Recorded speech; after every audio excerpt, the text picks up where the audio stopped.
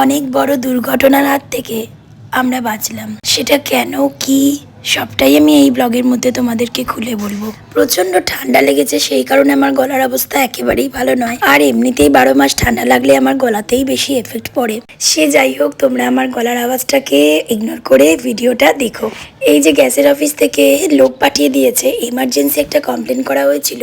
আমার না 2-3 দিন ধরে এই রেগুলেটর থেকে প্রচন্ড ভাবে গ্যাস লিক করছিল। তো রেগুলেটরটাই আমার খারাপ হয়ে গিয়েছিল, সেই কারণে ওরা এসে রেগুলেটর চেঞ্জ করে দিয়ে যায় এবং পাইপটাও চেঞ্জ করে দিয়ে যায়। আমি বুঝতে পারিনি যে কেন এটা হচ্ছিল।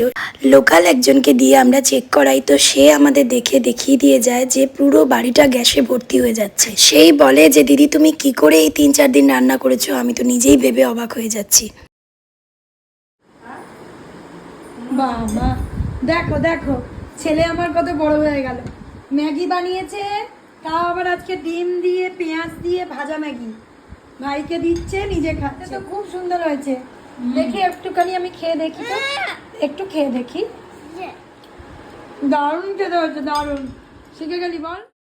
যাই হোক, সবকিছু বিপদ এখন কেটে গেছে। খাবার দাবার আমরা কদিন বাইরে থেকে আনিয়েছিলাম, আমার দিদির বাড়ি থেকে দিয়েছিল, আর আমার বোনজিও দিয়েছিল বিরিয়ানি এনে। বাকিটা ইন্ডাকশনে কাজ চালাচ্ছিলাম। যাই হোক, দাদা কেমন ভাইকে ম্যাগি করে দিয়েছে তোমরাও নিশ্চয়ই দেখলে। আজকে একটু গাছ লাগিয়ে নিচ্ছি রাতের দিকে। আজ তবে আসি।